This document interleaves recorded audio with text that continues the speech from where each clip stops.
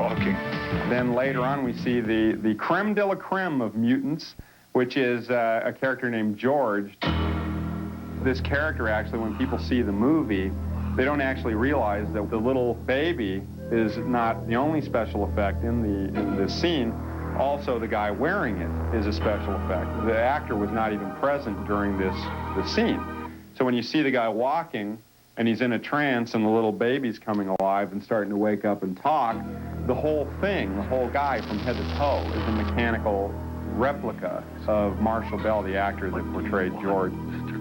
We took, a total, casting off of Marshall Bell from head to toe, and actually had an entire slave mechanism that you slip into.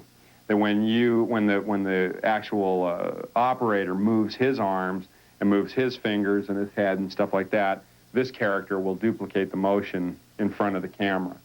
And this was also the same way that the little mutant brother was operated, was someone else slipped into another slave suit and they moved their hands.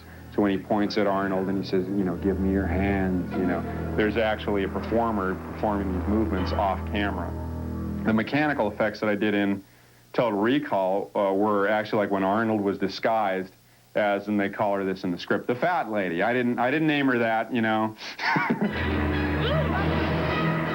When you see the woman start to malfunction, that's actually the actress. Then we cut to another head, which is a fully articulated robotic duplicate of the woman, which begins to shake and the eyes roll around and it has this really weird expression on its head. And then, the ear pushes in and comes out like a cartridge.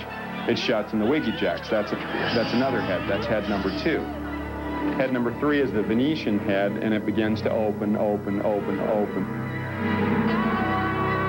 And this is done with this thing back here, which is took many, many months to create, all the mechanical, bearings and tracks and everything that are all precision machined to actually be able to open this mask up, which was actually lifted behind Arnold hydraulically on one of those things that you would usually use to lift a car to work on it in a garage because the thing's so heavy. Even Arnold couldn't pick it up, and let alone wear it.